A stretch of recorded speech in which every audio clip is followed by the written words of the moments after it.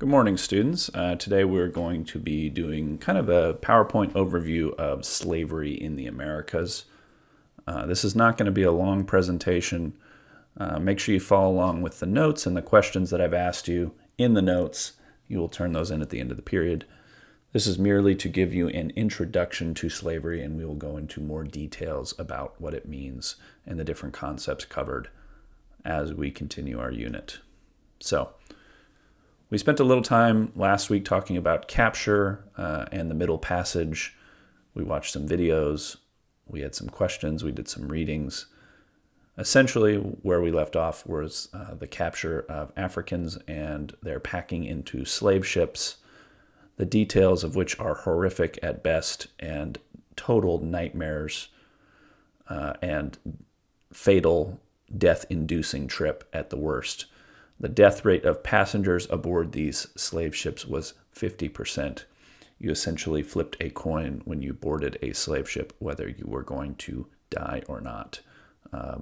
Complete nightmares, shackled to the ground, living in their own feces and urine.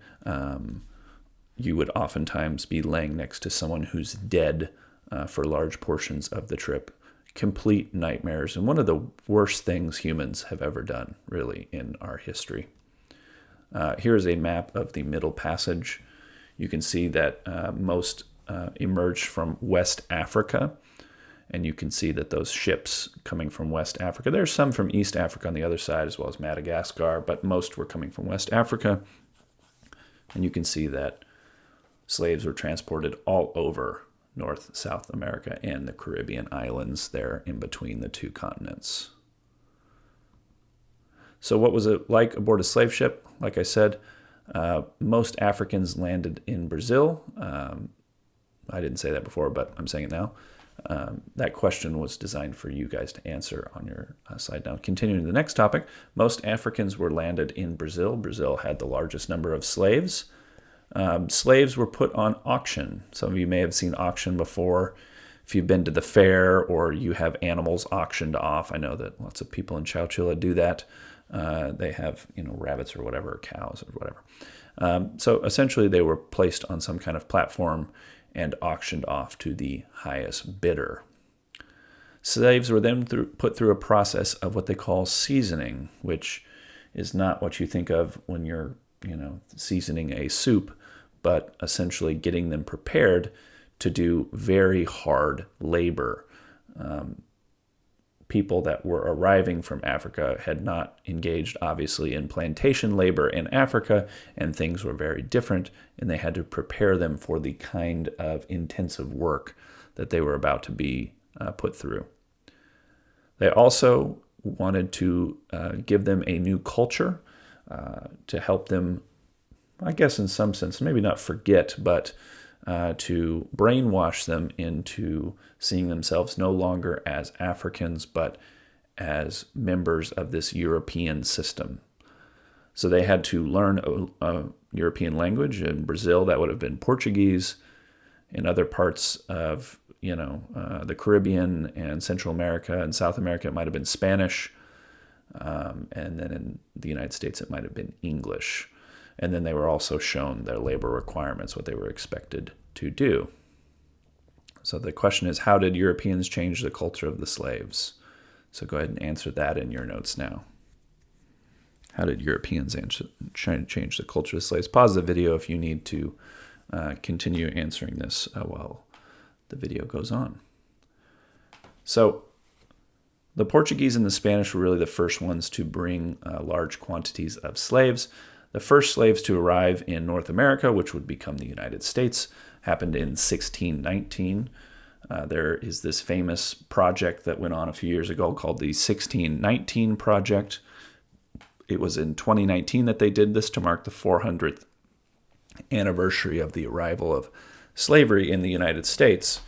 But alas, most slaves entered the United States later. There were some slaves that entered around 1619 and then all the way up until 1700, but they really started to pour in at 1700 and after.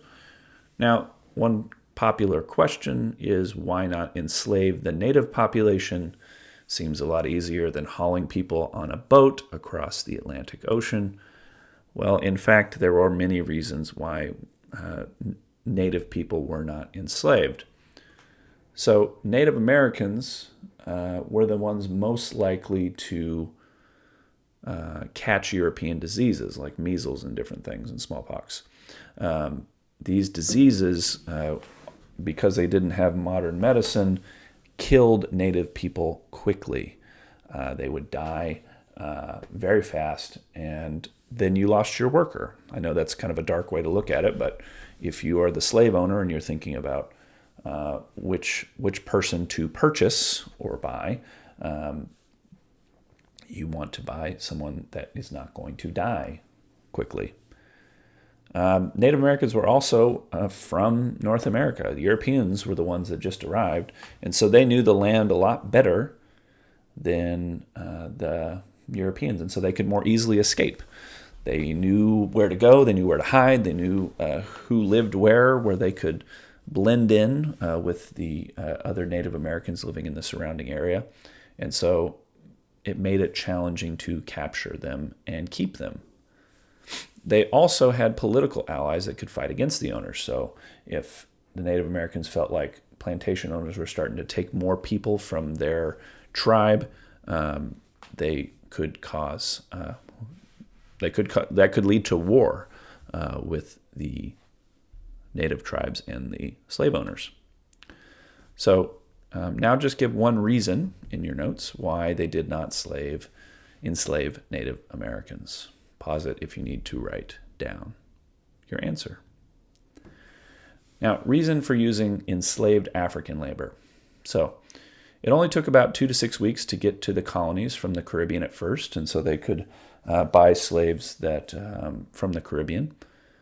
Some of these slaves that they purchased from the Caribbean had previous experience working in sugar and rice. They had better immunity from the diseases. They were less likely to get sick because they had prolonged contact over the centuries. So many of the slaves early on that were basically slaves that had already been slaves in the Caribbean working for the Spanish. Also, obviously, unlike the Native Americans, they had low escape possibilities. They didn't know the land. They didn't have any allies.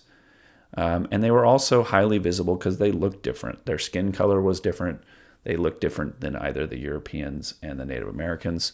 They could not blend in as easily. And obviously, they didn't know about the Native American tribes and could not communicate with them either. So for all of these reasons, they chose enslaved Africans for labor. Now, in terms of the different colonies, and we've talked about the colonies before, slavery existed in different varieties. New England, because of its terrain and land and the type of farming that it did, they didn't have large plantation systems that required lots of slaves.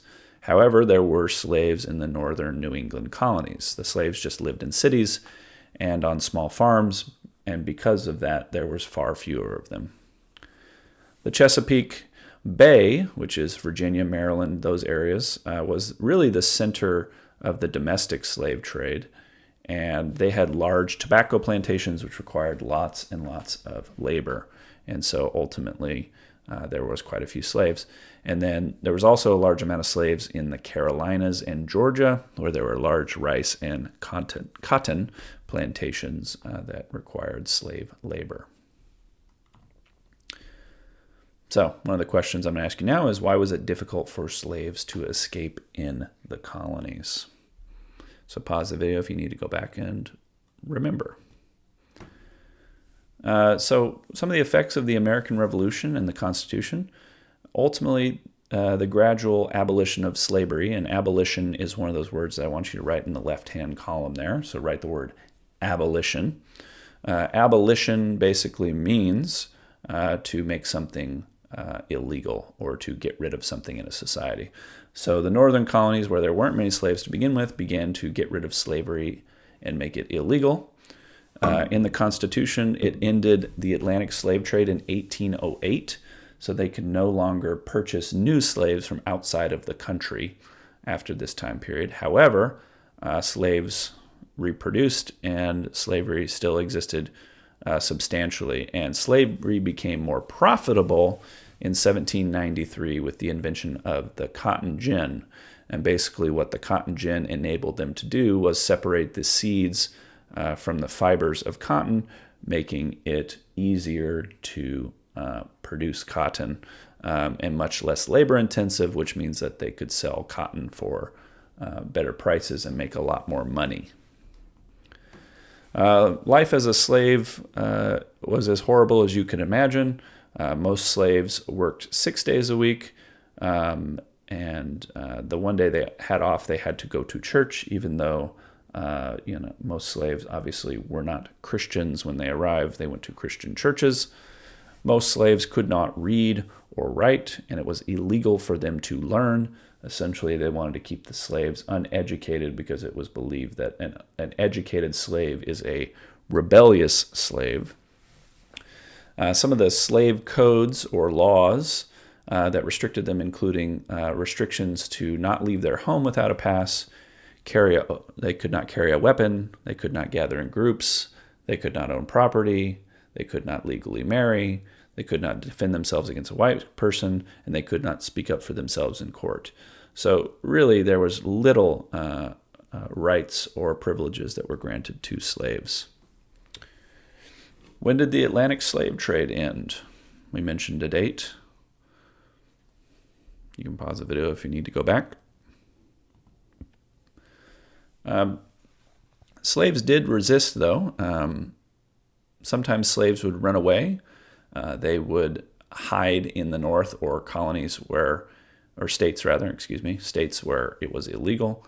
There was an underground network called the Underground Railroad that brought slaves out of the South to the North or to Canada. Sometimes slaves would just disappear for a little while, which we call truancy. Basically, they would just run away for a couple weeks and then come back and continue to work. Sometimes slave women, as a resistance to their owners or masters, would refuse to reproduce.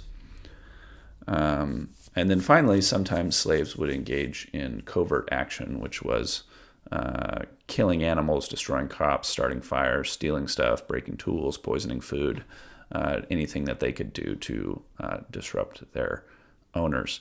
On the right side here, we have a newspaper clipping of a slave that's run away from his master. It's a man named Bood, B-O-O-D, who was 38 years old, and it gives a description of him. Apparently, he had smallpox at some point in his life, and he apparently has frozen toes. And apparently, according to this, there's only so much that we should believe, because obviously the purpose of the article is to find the man, but also to scare people. It says there he is much addicted to strong liquor, and when drunk, very noisy and troublesome.